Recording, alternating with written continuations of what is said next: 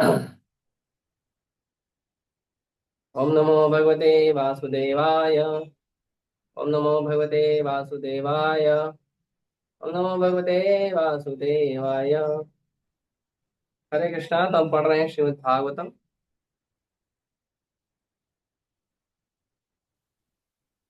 स्कंद एक अध्याय 6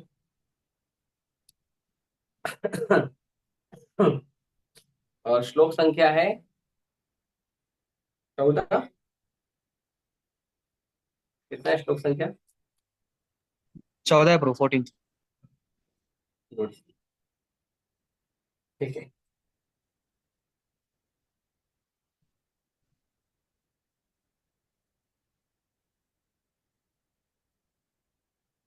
परेशांत इंद्रिया आत्मा त्रिपरीतो बुभुक्षितः स्नात्वा पीत्वा हृदयेनद्या उपस्पृष्टो गतश्रमः परिश्रान्तेन्द्रियात्माहम् त्रिटपरितो बुभुक्षः बुभुक्षितः स्नात्वा पीत्वा हृदयेनद्या उपस्पृष्टो गतश्रमम् परिश्रान्तेन्द्रियात्माहम् त्रिटप्रयितो बुभुक्षितः स्नात्वा पीत्वा हृदयेनद्या उपस्पृष्टो गतश्रमः।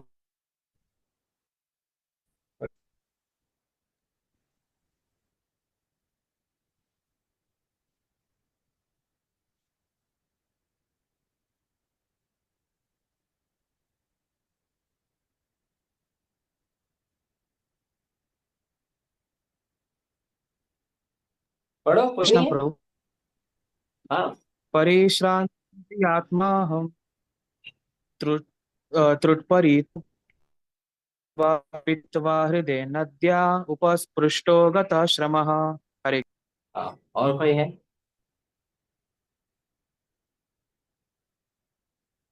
ओके।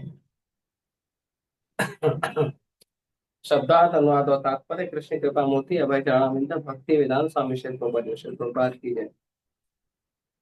परेशांत, थका हुआ, इंद्रिय शरीर से, आत्मा मन से, अहम मैं, तित परितः प्यासा होकर, बुभुक्षितः तथा भूखा, स्नात्वा नहाकर, पीत्वा तथा जल पीकर, हृदय सरोवर में, नद्या नदी के, उपस्पृष्ट संपर्क में रहकर, गत छुटकारा प्राप्त किया, क्षमा कान से।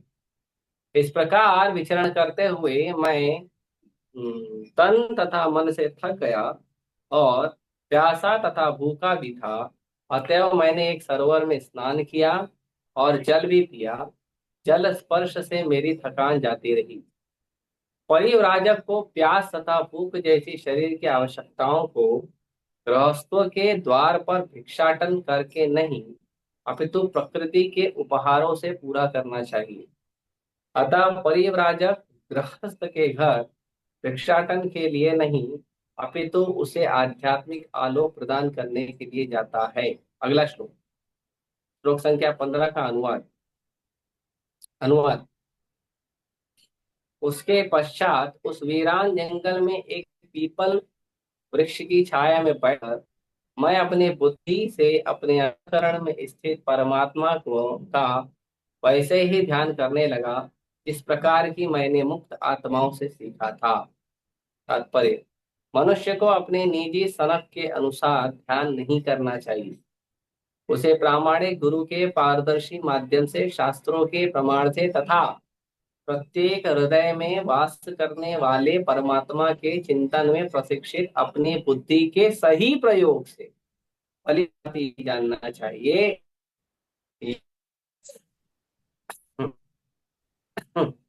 भक्त भली भांति विकसित होती है जो अपने गुरु के आदेशों के साथ भगवान की प्रेममयी सेवा करते हैं।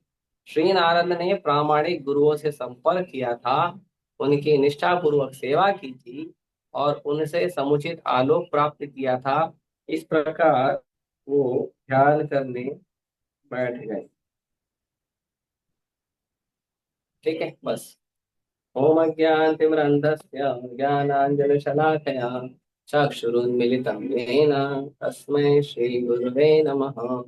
श्रीचैतन्यमनोभीष्टं स्थापितं येन भूतले स्वयं रूप कदा मह्यं ददाति स्वपदान्तिकम्। इसको थोड़ा एनलार्ज करो भावेश बाबू। वन्देऽहं श्रीगुरो श्रीयुतापदकमलं श्रीगुरोन् वैष्णवांश श्रीरूपं साग्रजातं सहगण रघुनाथान्वितं तं सजीवं साद्वैतं सावधूतं परिजनसहितं कृष्णचैतन्यदेहं श्रीराधा कृष्णपादान् सहगण ललिता श्रीविशाखान्तांश नमो विष्णुपादाय कृष्णपृष्ठाय भूतले श्रीमते भक्तिवेदांत स्वामिनिति नामिने नमस्ते सारस्वते देवे गौरवाणी प्रचारिणे निर्विशेष शून्यवादी पाश्चात्य देशतारिणे नमो विष्णुपादाय कृष्णपृष्ठाय भूतले श्रीमते भक्ति सिद्धांत सरस्वती नामिने श्रीवार्षभाई देवी दयिताय कृपाब्धये कृष्ण संबंध विज्ञान दायिने प्रभवे नमः। माधुर्योज्ज्वल प्रेमाढ्य श्रीरूपानुग भक्तिदा श्री गौर करुणा शक्ति विग्रहाय नमस्ते। नमस्ते गौरवाणी श्रीमूर्तये दीनतारिणे रूपानुगा विरुद्धा अब सिद्धांत द्वांत हारिणे नमो गौर किशोराय साक्षाद् वैराग्यमूर्तये विप्रलम्बरसाम्भूते पादाम्बुजाय ते नमः। नमो भक्ति विनोदाय सच्चिदानंद नामिने गौरशक्ति स्वरूपाय रूपानुगवराय ते गौराविर्भाव भूमिस्थं निर्दिष्टा सज्जन प्रिय वैष्णव सार्वभौम श्री जगन्नाथाय ते नमः। वाञ्छाकल्पतरुभ्यश्च कृपा सिन्धुभ्यैव च पतितानां पावनेभ्यो वैष्णवेभ्यो नमो नमः। नमो महावदन्याय कृष्ण प्रेम प्रदायते कृष्णाय कृष्ण चैतन्य नाम्ने गौरतुषे नमः। पंचतत्वात्मकं कृष्णं भक्तरूप स्वरूपकं भक्तावतारं भक्ताख्यं नमामि भक्तशक्तिकं। हे कृष्ण करुणा सिंधु दीनबंधु जगत्पते गोपेश गोपिका कांत राधा कांत नमस्ते।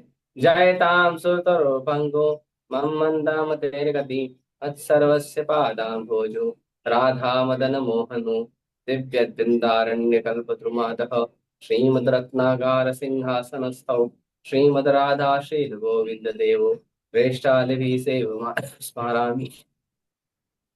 श्रीमान् रासरसारंभी वंशे भट्टटस्थितः कर्षन् वेणुसुनैर्गोपी गोपीनाथाश्रीस्तुनः तप्त काञ्चन गौरांगी राधे वृंदावनेश्वरी वृषभानुसुते देवी प्रणमामि हरि प्रिये।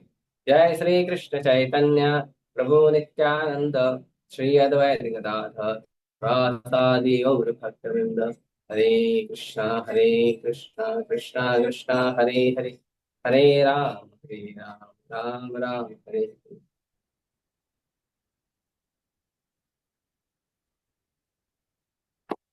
हरे कृष्णा हरे कृष्णा। तो अब नारद मुनि थोड़ा आगे गए हैं और नारद मुनि अब लगे बैठे हैं ध्यान करने के लिए। तो नारद मुनि बता रहे हैं कि नारद मुनि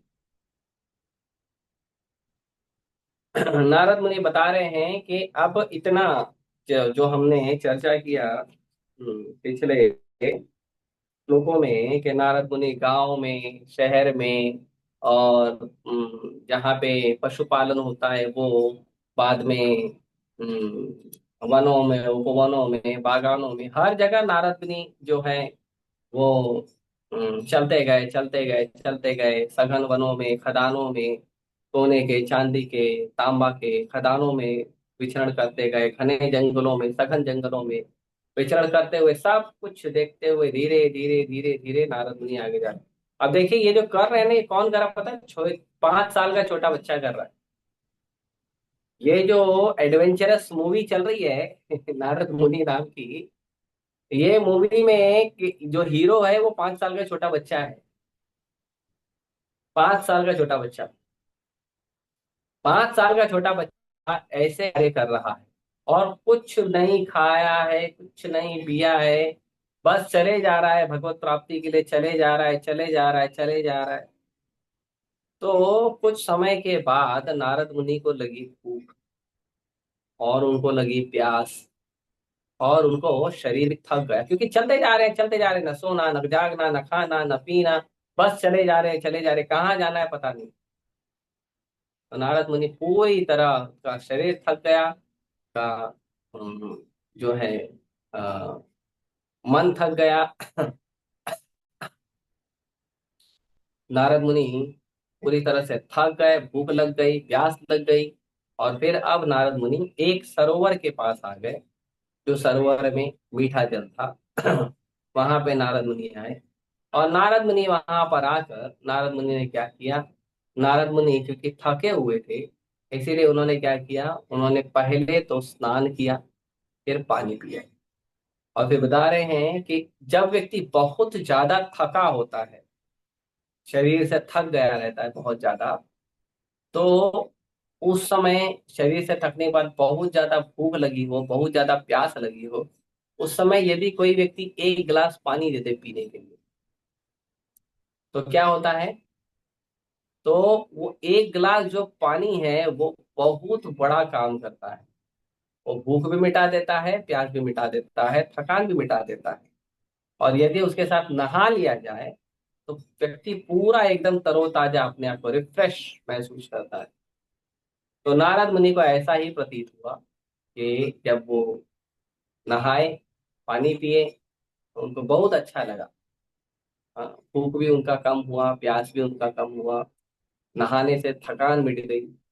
तो थकान जब होती है ना, तो उसके लिए नहा लेना चाहिए। आजकल बहुत सारा ड्रिंक आ गया, एनर्जी ड्रिंक। थक गए हो तो एनर्जी ड्रिंक ले लो, चाय P low, coffee P low, नहीं।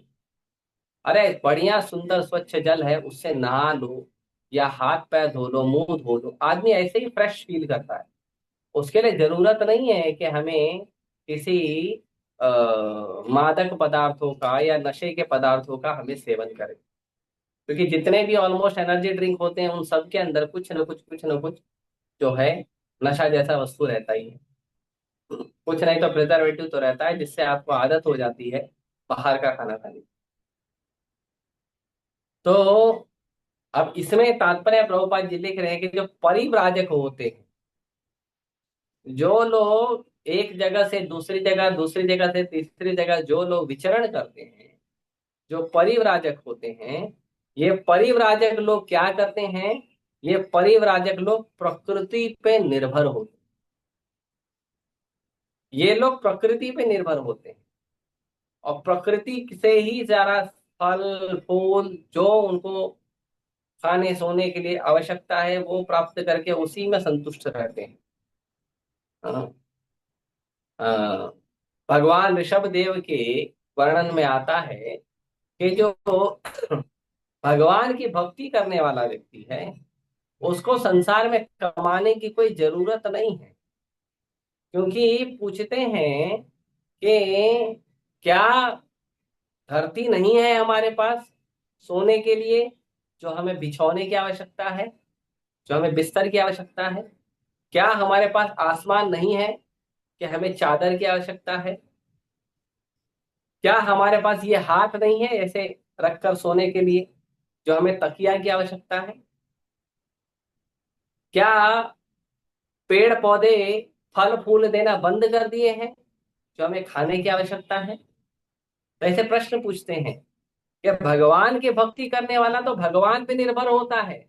जैसे संसार के बाकी जीव निर्भर होते हैं भगवान पे, वैसे वो भी भगवान पे निर्भर होता है। उसको अलग से मेहनत करके और जमा करने की उसको कोई आवश्यकता नहीं है।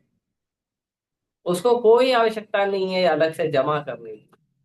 उसको भगवान पे निर्भर है, भगवान पे निर्भर रहना है, भगवान की भक्ति करना। और भगवान की प्रकृति में जो जो वस्तुएं उपलब्ध है उसी से अपना जीवन यापन करना।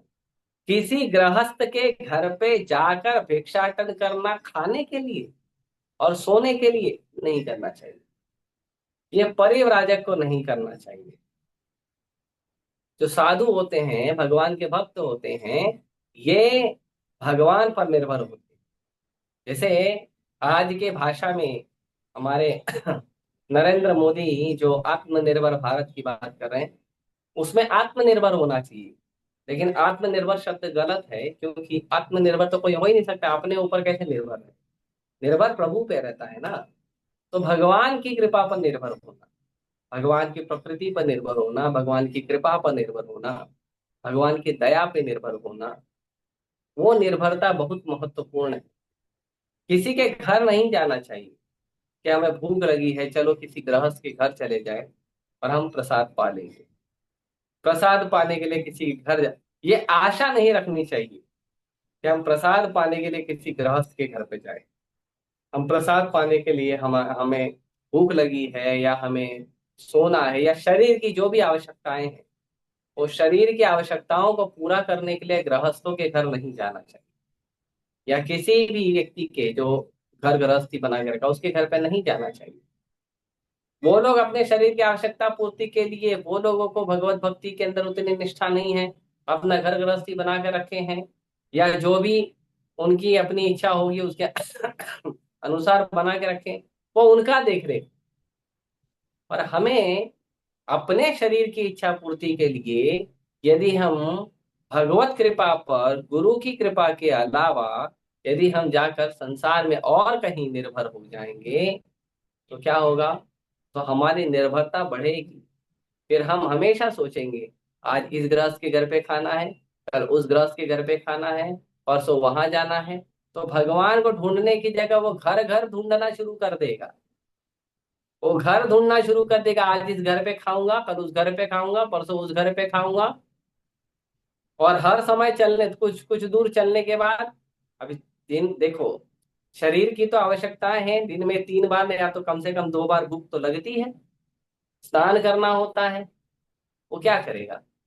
वो जाएगा और घर ढूंढते बैठेगा, नहाने के लिए घर ढूंढेगा, खाने के लिए घर ढूंढेगा। वृंदावन के जो 6 गोस्वामी हैं, भगवान चैतन्य महाप्रभु के जो शिष्य हैं, और वृंदावन के 6 गोस्वामी भगवान चैतन्य महाप्रभु के जो शिष्य हैं, वो किसी पर निर्भर नहीं रहते थे। वो केवल चैतन्य महाप्रभु की कृपा पर निर्भर रहते थे। और एक दिन में एक पेड़ से के नीचे से ज्यादा विश्राम नहीं करते थे, हर रोज एक पेड़ बदल देते थे। वो पेड़ के नीचे ही अपना कुटिया बना के वहीं विश्राम करते थे, वहीं अपना भजन कुटीर, भगवान को भी लेकर चलते थे कई बार, या जो भी उनका भजन कुटीर था वो अपने भजन कुटीर में रहते। वो आशा भरोसा नहीं रखते थे कि हम जाएंगे किसी गृहस्थ के घर पे, हमें खाना मिलेगा, पीना मिलेगा, स्नान मिलेगा, कपड़ा मिलेगा, नहीं। गौर किशोरदास बाबा जी महाराज, वो इतने परम वैरागी थे, इतने परम वैरागी थे कि उनकी जो विरक्ति है उसका बहुत गुणगान होता था। गौर किशोरदास बाबा जी, क्यों? क्योंकि गौर किशोरदास बाबा जी महाराज किसी से कुछ लेने ही नहीं जाते थे, खाने मांगने कपड़ा के लिए। कहीं से कुछ उनको प्रसाद आ गया, अपने आप भगवत कृपा से वो पा लेते थे। और कपड़ा पहनने के लिए सड़क पर चलते थे, सड़क पर कहीं किसी का फटा हुआ या यूज किया हुआ कोई धोती है, उसी को लेकर, उसको पानी में धोकर उसी को पहन लेते। कपड़ा खरीदने नहीं जाते थे, किसी को बोलते नहीं थे जरा मेरे को कपड़ा दिला दो, जरा मेरे को भोजन दिला दो, जरा वस्तु दिला दो, नहीं बोलते थे। भगवान का भक्त है तो भगवत कृपा पे आश्रित होना चाहिए, और किसी चीज पे क्यों आश्रित होना चाहिए? ठीक है, यदि किसी ने अपने प्रेम से अगर आपको कोई वस्तु दे दी है उपयोग करने के लिए, कि प्रभु जी मैं तो भगवान का छोटा सा दास हूँ, इस प्रकृति का, इस संसार का छोटा सा क्षुद्र जीव हूँ, मैं जो भी अपने प्रयास से भगवान की सेवा कर पाता हूँ, मुझे नहीं लगता मैं पूरी क्षमता से पूरा कर पाता हूँ, तो भी मेरे पास प्रभु ये जो छोटी मोटी वस्तु है ये मैं आपको भेंट करना चाहता हूँ, कि आप इसको भगवान की सेवा में लगा दो। आप भगवान की सेवा कर रहे हो, आप इसको उपयोग करो भगवान की सेवा करने के लिए। अगर ऐसा कहे कि कोई व्यक्ति हमें कोई वस्तु देता है तो भगवान की सेवा के लिए हम स्वीकार करते हैं। युक्त वैराग, कि वस्तु लेनी है संसार के लिए, लेकिन भगवान की सेवा के लिए, अपने के लिए नहीं लेना। ये भाव। तो ये भाव भक्तों का होना चाहिए। प्रभुपाद जी कहते हैं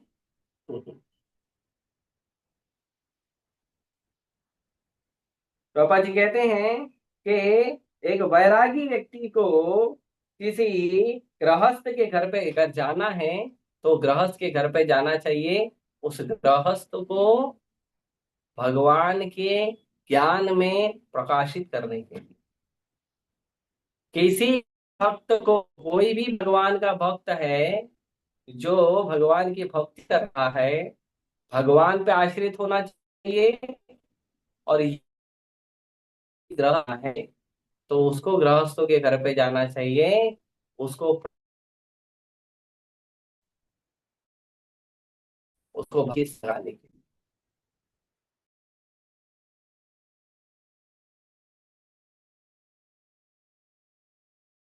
उसके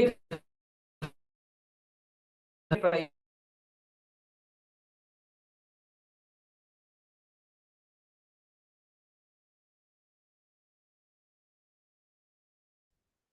यदि कोई भक्त किसी गृहस्थ के घर पे, किसी संसारी व्यक्ति के घर पे कोई भक्त आता है, तो संसारी व्यक्ति को ये नहीं सोचना चाहिए कि ठीक है प्रभु जी आए हैं तो हम प्रभु जी को क्या कहते हैं, जो सेवा कर रहे हैं, क्योंकि प्रभु जी तो खाना खाने के लिए आए हैं, प्रभु जी तो भोजन करने के लिए आए हैं,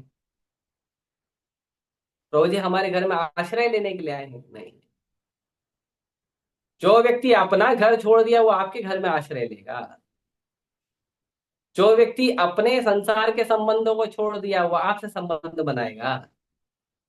कितनी बड़ी भूल है। और फिर क्या होता है, इन सब चीजों को चर्चा करते करते करते करते हम ये भी चर्चा में आ जाते हैं कि प्रभु जी जो हैं वो हमारे ही घर पे उनको आश्रय मिलता है, वो हमारे ही घर पे आश्रय प्राप्त करते हैं। कुछ लोग हैं खुशी से बताते हैं, कुछ गर्व से बताते हैं, लेकिन ये शब्द ही गलत है। प्रभु जी आपके घर पे आश्रय लेने नहीं आते हैं, प्रभु जी आपके घर पे प्रचार करने आते हैं।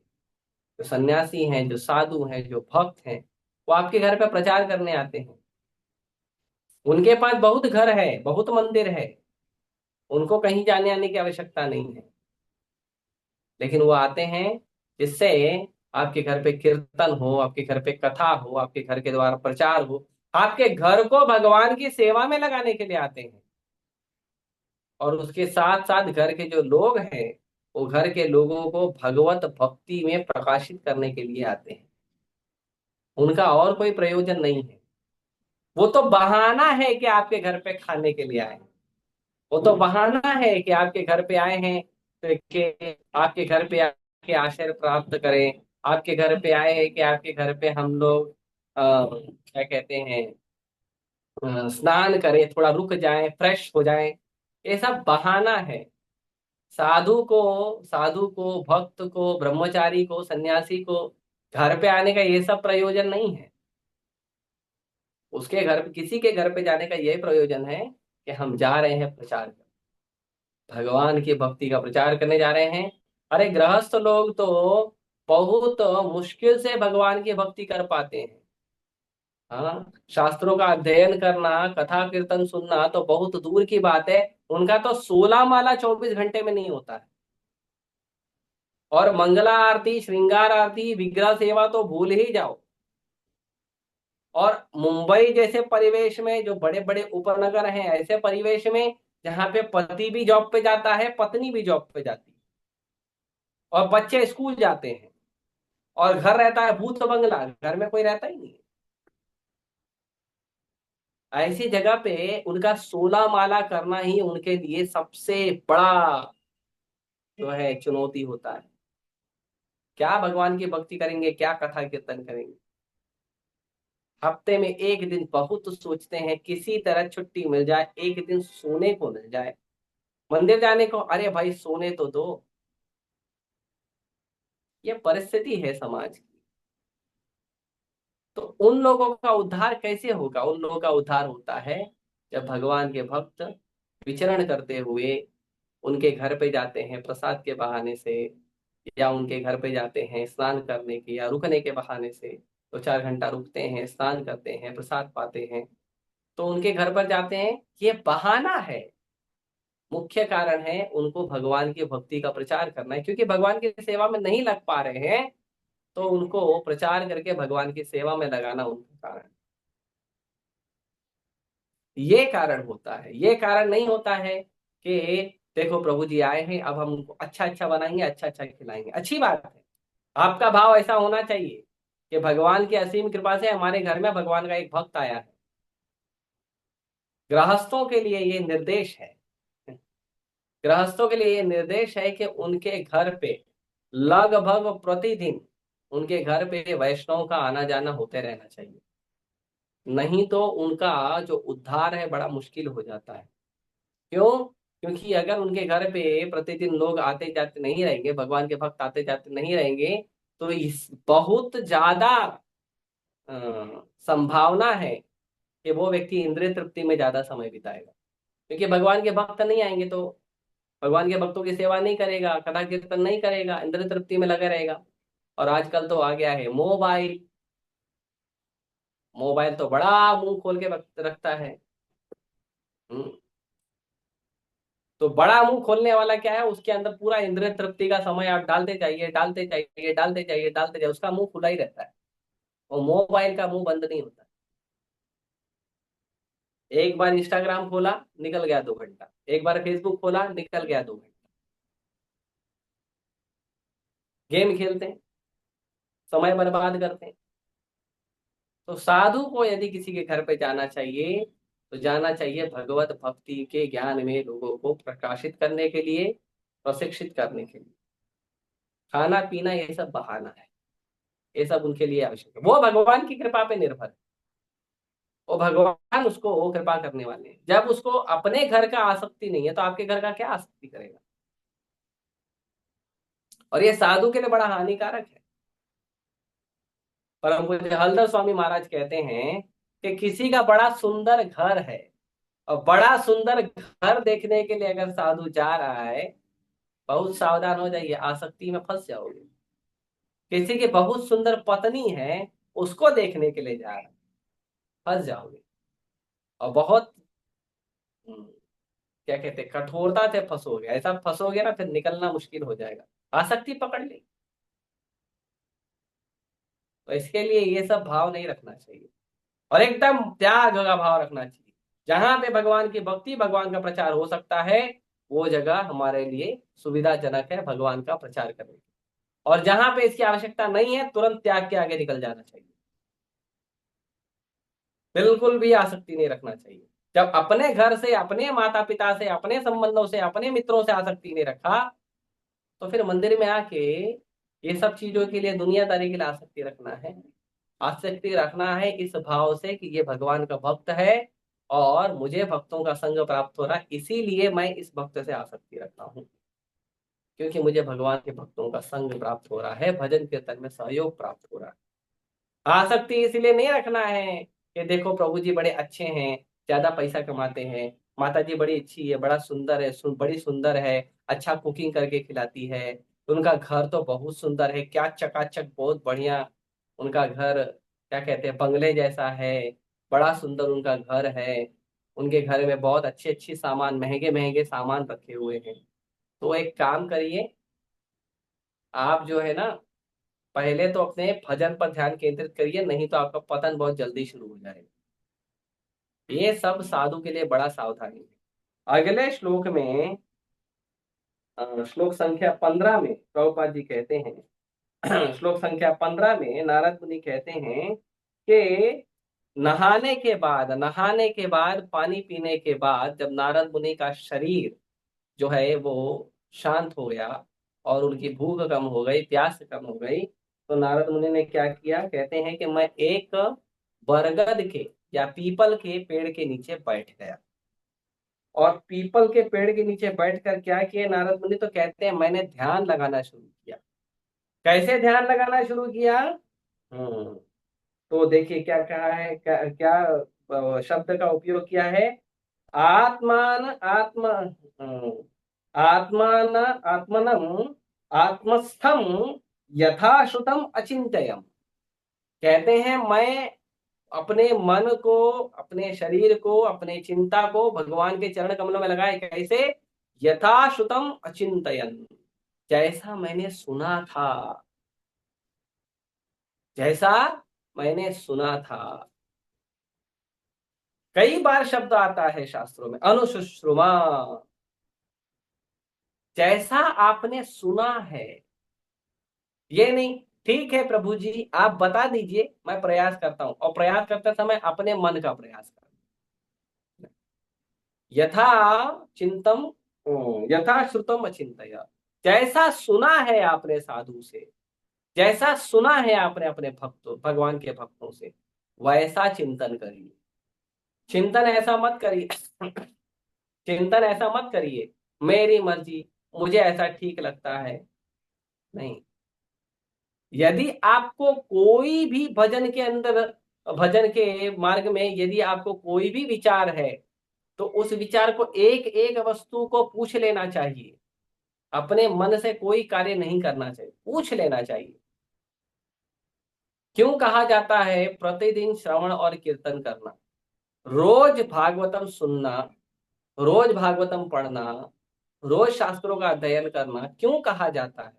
इसीलिए कहा जाता है कि यदि आप रोज सुनोगे तो रोज सीखोगे। यदि आप रोज भागवतम नहीं सुनोगे, रोज ग्रंथों का अध्ययन नहीं करोगे, रोज हरिनाम नहीं करोगे, तो क्या सीखोगे? फिर आप किसको गुरु बनाओगे? प्रभुपाद जी को? नहीं, फिर आप गुरु बनाओगे अपने मन को, और आपका मन जो है प्रभुपाद जी से बड़ा हो जाएगा, आचार्यों से बड़ा हो जाएगा आपका मन। और फिर आपका मन बोलेगा ये आचार्यों का सुनो, ये आचार्यों का मत सुनो, इस भक्त का सुनो, इस भक्त का मत सुनो, ये भक्त सही है, ये भक्त गलत है। नहीं, यथा श्रुतम, जो गुरु शिष्य परंपरा में जैसा सुनना है वैसा ही कार्य करना है, अपने मन के अनुसार नहीं करना। इसीलिए बार बार निवेदन किया जाता है भक्तों को, कृपया करके प्रतिदिन आप भागवतम को पढ़िए, भागवतम को सुनिए, प्रतिदिन आप शास्त्रों का अध्ययन करिए, प्रतिदिन आप प्रवचन को सुनिए। ये प्रतिदिन क्यों कहा जाता है? भागवतम में क्यों शब्द आया है नित्यम भागवत सेवया? क्यों आया है? ये नित्यम भागवत सेवया जो शब्द आया है भागवत में, वो इसलिए आया है कि प्रतिदिन भागवत की सेवा करना है, प्रतिदिन भगवान के उस भागवत भक्त की सेवा करना है जो भागवतम के अनुसार जीवन जीता है, और प्रतिदिन ग्रंथ भागवत के अनुसार हमें अपना जीवन जीने का प्रयास करना चाहिए। कैसे जीवन जियोगे भागवतम के अनुसार? भागवतम को पढ़ के, भागवतम को सुन के।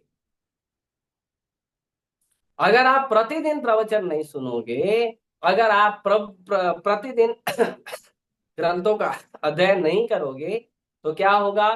तो हम नहीं सीखेंगे, और जब हमने सीखा ही नहीं तो भक्ति कैसे करेंगे? अपने मन के अनुसार। क्यों? क्योंकि जब कोई गुरु नहीं होता है तो हमारा मन बोलता है मैं आपका गुरु हूं, मैं आपका शिक्षा गुरु हूं, मैं आपका दीक्षा गुरु हूं। और फिर हम क्या करते हैं? हम भक्तों को, हम भक्तों को या आचार्यों को या गुरुओं को अपने जीवन में गुरु का पद देते हैं नाम के लिए। असली गुरु का पद जो है बढ़िया व्यास आसन लगा के, सोने चांदी गहने से सजा के हम उस पर बिठाते हैं हमारे मन, और हमारा मन जो बोलता है हम वही करते हैं। गुरु महाराज ने 10 चीज बोली है, 10 चीज में से 2 चीज जो मेरे मन को ठीक लगता है वो पालन करूंगा, बाकी 8 चीज नहीं करेंगे, क्योंकि मेरे मन को ठीक नहीं लगता है। और मेरा मन मुझे बता रहा है, मेरा मन मुझे समझा रहा है कि मेरी परिस्थिति अनुकूल नहीं है, तो गुरु महाराज ने भले बोला लेकिन मेरी परिस्थिति अनुकूल नहीं है। अरे तो यही जाके गुरु महाराज से पूछ लो ना कि महाराज मेरी परिस्थिति अनुकूल नहीं है, आपने 10 चीज बताई, 8 चीज फेवरेबल नहीं है, कैसे फेवर बनाना है? तो गुरु महाराज भगवान के भक्त आपके मार्गदर्शक आपको ज्ञान देंगे। नहीं, लेकिन हम तो अपने मन के अनुसार सोचेंगे। मेरे मन के अनुसार 10 में से 2 चीज जो है मेरे लिए अनुकूल है वो मैं करूंगा, बाकी अनुकूल नहीं है तो नहीं करूंगा। तो गुरु कौन है? आपके गुरु महाराज? नहीं नहीं, गुरु तो हमारे मन है, मन को गुरु बना के रखा। इसीलिए सबसे पहला शब्द प्रभुपाद जी तात्पर्य में लिखते हैं कि किसी भी व्यक्ति को अपने मन के मनोकल्पना के अनुसार, किसी भी व्यक्ति को अपने मन के मनोकल्पना के अनुसार भजन नहीं करना चाहिए। एकांत की हरेर भक्ते उत्पादाय से कल्पते। हमारे आचार्य कहते हैं, श्रुति स्मृति पुराण आदि पांच रात्र की विधि बिना एकांत की हरेर भक्ते उत्पादाय से कल्पते। कि यदि कोई व्यक्ति श्रुति मतलब वेद, स्मृति मतलब पुराण आदि इसके बिना, और उसके बाद पांच रात्र की विधि नारद पांच रात्र के बिना, यदि कोई व्यक्ति इनके इन शास्त्रों के पवित्र ग्रंथों के बिना यदि कोई भक्ति करता है, तो वो कैसा भक्ति करता है? अकेले रहकर भक्ति करे, भक्तों का भी संग नहीं चाहिए उसको। अकेले भाई, मैं अपने में ठीक हूँ प्रभु, मैं अपना हरे कृष्णा जप करना चाहता हूँ प्रभु, डोंट डिस्टर्ब मी, मैं भक्तों के संग नहीं रहना चाहता। अरे कितना फिलोसॉफी बोलते हैं भक्त लोग। अकेले भजन करना है, निर्जन भजन करना, निर्जन भजन सबसे उत्तम भजन है। अकेले भजन करूंगा ये सोचते हैं, और ऐसा सोचते हैं तो क्या होता है? उत्पात आय व सकल्प, अपने जीवन में उत्पात मचाएंगे, वो भक्ति में उत्पात मचाएंगे, वो बहुत जल्दी उसका भक्ति छूटेगा, बहुत जल्दी चले जाएंगे। प्रभुपाद जी के एक शिष्य थे, प्रभुपाद जी को कह रहे थे, प्रभुपाद जी आप मुझे आदेश दीजिए, मैं मायापुर में जाके निर्जन भजन करना चाहता हूँ, अकेला कुटिया अकेला बना के भजन करूंगा। प्रभुपाद जी ने मना किया, नहीं नहीं ऐसा मत करो। बोले नहीं प्रभुपाद जी, मैं अकेला रहना चाहता हूँ, नहीं रहना मुझे भक्तों के साथ, मैं अकेला अपना, अरे धाम है, धाम में बैठ के अब नाम जप करना, और क्या करना है? इससे बड़ी जीवन की सिद्धि क्या है कि यदि आप धाम में ध्यान पूर्वक भगवान का नाम जप कर सको।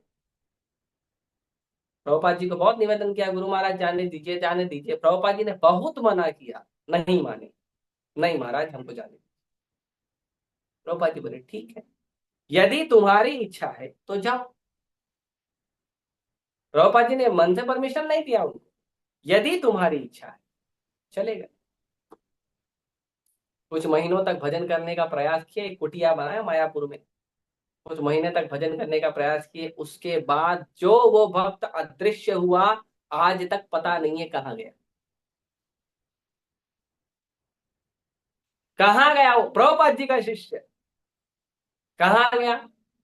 किसी को नहीं मालूम, प्रभुपाद जी के शिष्य भी आके बताते कहाँ गए पता नहीं। गुरु को गुरु बनाइए, मन को गुरु मत। और यदि आपको कोई वस्तु नहीं समझ में आ रही है तो गुरु से पूछ लीजिए, शास्त्रों के अनुसार नहीं समझ आती तो गुरु से पूछिए, गुरु के शिष्यों से पूछिए जो आपका मार्गदर्शन कर रहे हैं, जो शास्त्रों का अध्ययन कर रहे हैं, जो प्रतिदिन प्रवचन भागवतम सुनते हैं, उनसे पूछिए, वो बताएंगे। अपने मन के वहम के अनुसार मत करिए। इसीलिए कैसे पढ़ना चाहिए, कैसे भक्ति करना चाहिए, तो बता रहे हैं कि हर व्यक्ति को ये अच्छी तरह से जान लेना चाहिए कि आधिकारिक आधिकारिक स्रोत से, शास्त्रों के पारदर्शी माध्यम से, ध्यान दीजिए चीजों को, चाहिए तो लिख लीजिए कहीं पहला पहला है कि आधिकारिक माध्यम होना चाहिए, प्रामाणिक माध्यम होना चाहिए। कोई भी आप भक्ति कर रहे हो तो भक्ति में सबसे पहला भक्ति करने का जो आप माध्यम है, वो माध्यम कैसा होना चाहिए? प्रामाणिक माध्यम होना चाहिए, प्रामाणिक स्रोत होना चाहिए। ये नहीं कि ये बाबा बहुत फेमस है यूट्यूब पे, ये बाबा सोशल मीडिया बहुत फेमस है, तो चलो इसी बाबा को गुरु बना ले। ये बाबा बड़ा जादू वादू करता है, किसी की बीमारी ठीक करता है, किसी का वो करता है। आजकल देखते हैं दूसरे धर्मों में लोग बीमारी ठीक करने के नाम पे गुरु बनते हैं। हाँ, चंगाई महोत्सव मनाते हैं, आइए हम आपको चंगा कर देंगे। अरे भैया, इतना चंगा करना है तो पहले अपना भौतिक बीमारी चंगा करो। तुम्हारी भौतिक बीमारी चंगा हो गई क्या? आध्यात्मिक जीवन का मतलब होता है बीमारी से ठीक होना। कौन सी बीमारी से ठीक होना? कौन सी बीमारी से ठीक होना? भौतिक बीमारी से ठीक होना। ये जो भौतिक इंद्रिय तृप्ति है, पहले इससे ठीक होना जरूरी है। आप भौतिक बीमारी से तो ठीक हुआ ही नहीं, दूसरे व्यक्ति जो बेचारा भजन करने में लगा है भगवान के, उसको भी भौतिक बीमारी में डाल रहे हो। कैसे बेकार आदमी हो आप। तो प्रामाणिक स्रोत होना चाहिए। कोई बाबा मैजिक करता है, कोई बाबा बहुत सोशल मीडिया पे फेमस हो गया है, कोई बाबा के फॉलोअर बहुत ज्यादा हो गए हैं, कोई बाबा जो है वो बड़े बड़े नारे लगा लगा के बाबा बना हुआ है, ऐसे बाबा को फॉलो करेंगे, ऐसे बाबा को गुरु करेंगे नहीं। प्रामाणिक माध्यम होना चाहिए, प्रामाणिक गुरु शिष्य परंपरा, पहला। दूसरा है शास्त्रों के माध्यम से, और शास्त्रों में भी कैसे, पारदर्शी शास्त्रों के माध्यम से। और वो पारदर्शी में, पारदर्शी जो माध्यम हम उपयोग करेंगे, वो पारदर्शी माध्यम होना चाहिए प्रामाणिक गुरु के निर्देश में। पहला पहला के प्रामाणिक अधिकारी होने चाहिए, प्रामाणिक गुरु परंपरा। दूसरा, शास्त्रों का हमें माध्यम होना चाहिए, शास्त्रों के अनुसार होना चाहिए।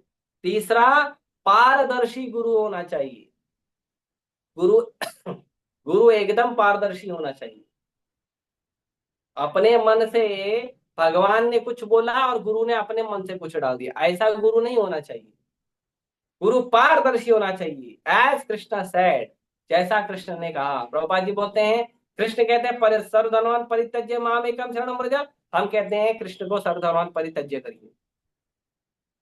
कृष्ण कहते हैं मेरी शरण लो, हम कहते हैं कृष्ण की शरण लो। ये होना चाहिए एकदम ट्रांसपेरेंट वाया मीडिया, पारदर्शी। ठीक है, ये तीसरा हो गया। उसके बाद पूरी गोविंदा, उसके बाद कहते हैं कि अपने बुद्धि को ठीक तरह से प्रशिक्षित करना चाहिए, ट्रेनिंग देना चाहिए। अपनी बुद्धि को ठीक तरह से ट्रेनिंग देके, प्रशिक्षण देकर परम भगवान के चरण कमलों पे ध्यान लगाना है, जो भगवान सबके हृदय में वास करते हैं। अपने आप को प्रशिक्षण देना चाहिए शास्त्रों के माध्यम से, गुरु परंपरा के माध्यम से, गुरु महाराज के आदेश के अनुसार अपने मन को प्रशिक्षण देना चाहिए कि वो भगवान के चरण कमलों पे ध्यान लगाए। कौन से भगवान के? 33 करोड़ देवी देवता हैं? नहीं, वो भगवान के जो भगवान सबके हृदय में परमात्मा के रूप में निवास करते हैं, उस भगवान के ऊपर ध्यान लगाए। इसको कहते हैं भजन, इसको कहते हैं भक्ति। नहीं तो मुंडे मुंडे मत्ते भिन्ना, जितने सिर हैं उतना उतना मत है, और इतने सारे मतों को लेकर पड़े रहेंगे संसार में। ऐसा भजन नहीं करना। ठीक है, आगे कहते हैं कि यदि किसी भक्त की ऐसी चेतना अच्छे से विकसित हो गई है और वो भगवान के चरण कमलों में प्रेममय सेवा कर रहा है गुरु महाराज के आदेश के अनुसार, यदि वो ऐसा करता है, जैसा श्री नारद मुनि ने प्रामाणिक गुरु के निर्देश में उनकी सेवा करके और ईमानदारी से निष्ठा पूर्वक उन्होंने भगवत भक्ति का ज्ञान को प्राप्त किया, वैसे ही हमें भजन करना चाहिए। और वैसे ही नारद मुनि ने अपने भजन को शुरू किया। तो ये भजन की प्रक्रिया है। यदि किसी को भजन करना है तो ये भजन की प्रक्रिया है। इसी माध्यम से यदि भजन करेंगे तो आपका भजन सक्सेसफुल होगा। और अगर ऐसा नहीं करेंगे, अपने मन को गुरु बना लेंगे, सोशल मीडिया वाले गुरु को गुरु बना लेंगे, बड़े बड़े आंदोलन करने वाले व्यक्ति को गुरु बना लेंगे, जादू टोना करने वाले व्यक्ति को गुरु बना लेंगे, तो आपका भजन कभी होगा नहीं। आप भी एकदम सोशल मीडिया पे बड़े फेमस हो जाएंगे, आप भी एक दिन जादू टोना करना सीख जाएंगे, आप भी लोगों का बीमारी ठीक करने वाला गुरु बन जाएंगे, लेकिन आप कभी कृष्ण का भक्त नहीं बन पाएंगे। आप कभी कृष्ण का भक्त नहीं हो। और आप कहेंगे ये कौन बोल रहा है? तो ये श्रीमद् भागवत कह रहा है, मैं नहीं कह रहा। तो यदि किसी को क्रोध हो, गुस्सा हो, तो आप मुझे मत बोलिएगा, ठीक है, भागवत तुम उठा के पढ़ लीजिए, ये भागवत कह रहा है। ऐसे ही यही भजन की प्रक्रिया है। नारद मुनि ने इसी प्रकार भजन किया, प्रामाणिक गुरु के चरण कमलों की सेवा करके, प्रामाणिक गुरु के आदेश के अनुसार ईमानदारी से निष्ठा पूर्वक सेवा किया, और फिर वो भगवत भक्ति को प्राप्त हुई। एक ही जन्म में भगवत धाम, एक जन्म में दासी पुत्र, अगले जन्म में ब्रह्मा पुत्र। और भक्त तो ऐसे कि त्रिभुवन में नाम है उनका, कोई कोई नाम ले ले नारद मुनि का, तो जितने देवी देवता हैं, जितने साधु संत हैं, जितने ब्रह्मर्षि राजर्षि देवर्षि जितने हैं, सब प्रणाम करते हैं नारद मुनि का नाम सुन। ऐसे निष्ठा पूर्वक, ऐसे प्रेममयी सेवा करने वाले भक्त का यदि कोई पद प्राप्त करना चाहता है, या ऐसी भक्ति की कोई चेतना प्राप्त करना चाहता है, तो उसका ये मार्ग है। और अगर इस मार्ग का पालन नहीं करना तो ये नहीं मिलेगा, बाकी जो कुछ मिलता है वो मिल जाएगा। ठीक है, तो यहाँ पे हम इस चीज को ऐसे समझते हैं। किसी भक्त का कोई प्रश्न है तो पूछ सकते हैं। ठीक है, हरे कृष्ण।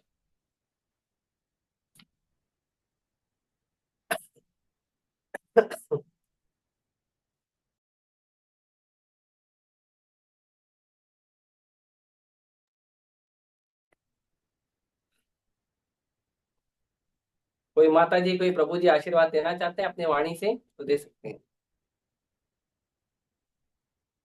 हरे Krishna Prabhu ji, this is a normal question, does your mind never trouble you? Oh, normal question है क्या पर्सनल क्वेश्चन है? हाँ, भाई मेरा मन तो मेरे को हर क्षण परेशान करता है,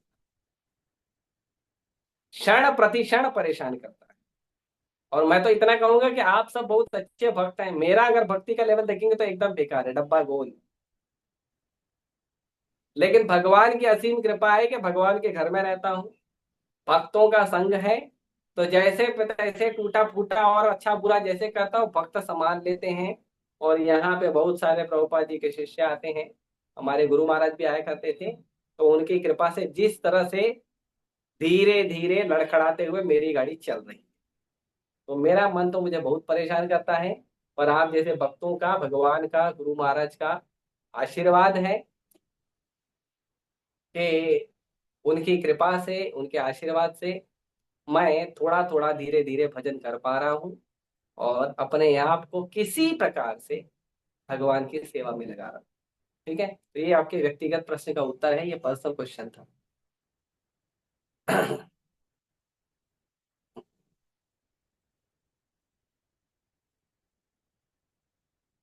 दूसरा प्रश्न है, हरे कृष्णा प्रभु जी, कई बार हम भक्तों से सवाल पूछते हैं पर वे जवाब नहीं देते, ऐसे में क्या करें? ठीक है, उसकी मर्जी, दूसरे भक्त से प्रश्न पूछो। अगर आपने अगर आपने किसी भक्त से प्रश्न पूछा है, वो भक्त ने जवाब नहीं दिया, तो दूसरे भक्त से पूछो। दूसरे भक्त ने दिया, तीसरे भक्त से पूछो। प्रभुपाद जी के घर में भक्तों की कमी है क्या? अच्छे भक्तों की, निष्ठापूर्वक भक्तों की कमी है क्या? कोई भी छोटे से छोटा मंदिर, छोटे छोटा सेंटर होगा, कम से कम 5-10 भक्त तो होंगे ना, उनसे पूछो। उनसे पूछो अच्छी तरह से। प्रभुपाद जी का प्रतिदिन ग्रंथों को अध्ययन करो, और फिर भी जवाब नहीं मिल रहा है तो भगवान का आश्रय लो। भगवान तो है ना हृदय में परमात्मा के रूप में, आपका जवाब आप तक पहुंच जाएगा, इसकी गारंटी है। तो भक्तों से प्रश्न पूछिए, एक भक्त ने उत्तर नहीं दिया तो दूसरे भक्त से पूछिए, दूसरे ने नहीं दिया तो तीसरे से पूछिए, शास्त्रों का अध्ययन करिए और भगवान से प्रार्थना करिए, आपका उत्तर आप तक पहुंच जाएगा। भगवान किसी न किसी भक्त को भेज देंगे जो आपका उत्तर देंगे। तो पूरी श्रद्धा हमें भगवान और गुरु के चरणों में होनी चाहिए। ये हमारे पालनहार हैं, ये हमारे हर वस्तु का ध्यान रखते हैं, तो इसका प्रयास करना चाहिए। और वैसे हमें भक्तों से अच्छा संबंध भी रखना चाहिए। भक्तों से अच्छा संबंध रखेंगे तो भक्त आपको बिना पूछे प्रश्नों का उत्तर दे दिया करेंगे, उसका भी प्रयास करें। ठीक है, ठीक है। मुझे एक प्रश्न पूछना है आप सभी भक्तों से कि ये जो 7 बजे का समय है, ये यदि आप लोगों के लिए बहुत जल्दी हो जाता है तो हम फिर से 7:30 ही रखेंगे। ठीक है, हम आपकी सेवा के लिए तत्पर हैं। तो हम 7:30 ही समय रखते हैं, यदि भक्तों को उचित लगे तो। क्योंकि मैं देख रहा हूँ कि कुछ भक्तों का निवेदन है कि 7 जल्दी हो जा रहा है, आधा घंटा जल्दी हो जा रहा है, तो 7:30 ही रखना है। तो भक्त लोग अपना जो है वो मुझे जवाब बता दें, ताकि मैं उसके अनुसार कार्य करूँ। ओके, 7:30 एक माता जी का है। और कोई है 7:30 के पक्ष में? कौन है, ऐसे हाथ उठाइए। Okay, 7:30 is better. ओके, और कोई है जो 7:30 के पक्ष में है, हाथ उठाने वाला? ओहो, बहुत सारे भक्त हैं। ठीक है, ठीक है। ठीक है, तो कल से हम 7:30 ही रखेंगे, 7 बजे नहीं रखेंगे, क्योंकि अचानक समय चेंज होने की वजह से कई भक्त ज्वाइन भी नहीं कर पा रहे हैं। और ज्वाइन करते हैं तो उनको पता चलता है कि आधा क्लास खत्म हो गया है। तो ठीक है, 7:30 बजे रखेंगे। आपकी सेवा में तत्पर है। ठीक है, तो आप सभी का बहुत बहुत धन्यवाद। ऐसे ही आशीर्वाद बनाए रखिए, ताकि मेरा भी भजन कीर्तन होते रहे और मैं आप लोग से जुड़ा रहूं। ठीक है, निरंतर आशीर्वाद भाव। हरे कृष्ण।